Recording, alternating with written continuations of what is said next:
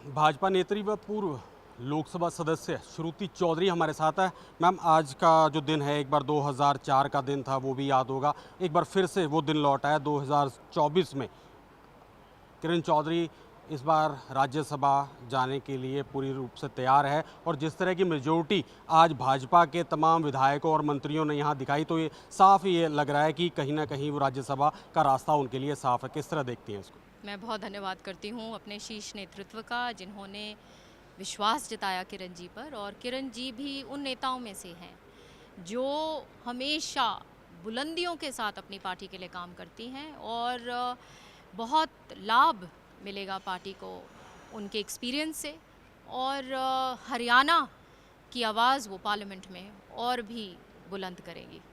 तो विधानसभा में तो तोशाम की जनता की आवाज़ बन के किरण चौधरी पहुंचती थी। अब लोकसभा में भी जो है भिवानी या कहें महेंद्रगढ़ की पूरे या कहें हरियाणा की आवाज़ वो उठाती हुई नज़र आएंगी। तो 2004 का जो कमी थी वो 2024 में पूरी होती दिख रही है, आप मानती है? देखिए, जो पीछे हो गया उसके ऊपर क्या दोहराना। जी। लंबा सफ़र रहा है किरण जी का राजनीतिक रूप से।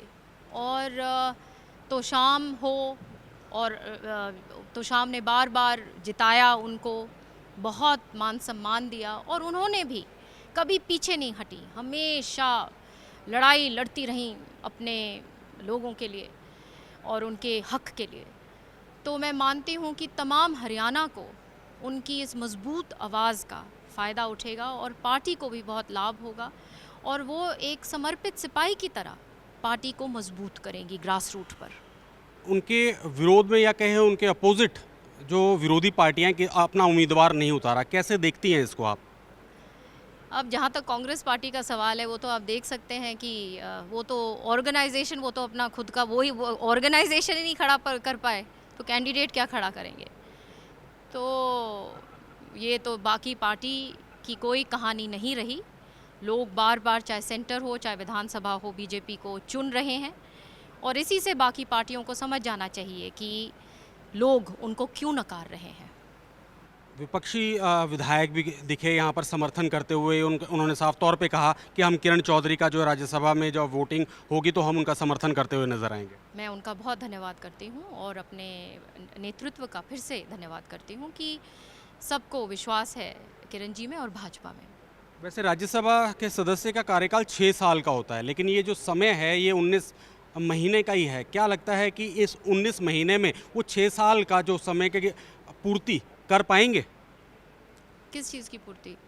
आवाज़ की या मुद्दों की या? बिल्कुल बिल्कुल, किरण जी उनमें से हैं जो पूरा हरियाणा जानता है कि वो जिसका नाम ही किरण हो, मैं मानती हूँ, वो वहाँ पे अपना छाप ज़बरदस्त छोड़ेंगी, और आगे जैसे पार्टी उनको आदेश देंगी वैसे पालना करेंगी।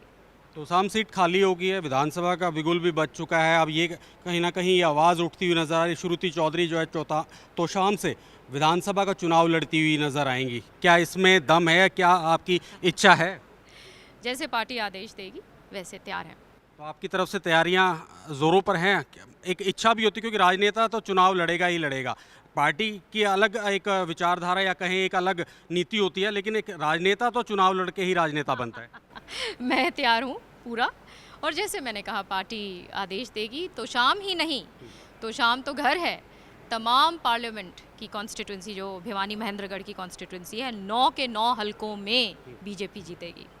मुख्य विपक्षी दल कांग्रेस का ये दावा है कि इस बार जो है कांग्रेस की सरकार हरियाणा में बनती हुई नजर आएगी। कई तरह के उनकी तरफ मीम्स भी बनाए गया कि 4 अक्टूबर को जो है भाजपा बाहर, इस तरह के भी मीम्स भी सामने हैं। पूरी कॉन्फिडेंट है इस बार कांग्रेस। क्या लगता है आपको कि तीसरी बार भाजपा सत्ता में आएगी कि कांग्रेस जो है भाजपा को सत्ता से बाहर कर देगी? कौन कांग्रेस की कॉन्फिडेंस से अब हम कैसे जूझ सकते हैं? वो 99 पे हैं लोकसभा में, अभी भी ऐसे कॉन्फिडेंस में है जैसे वो सत्ता में है। तो कॉन्फिडेंस में अगर आप ज़ीरो पे भी हैं और कॉन्फिडेंस पे हैं, तो मुबारक हो उनको।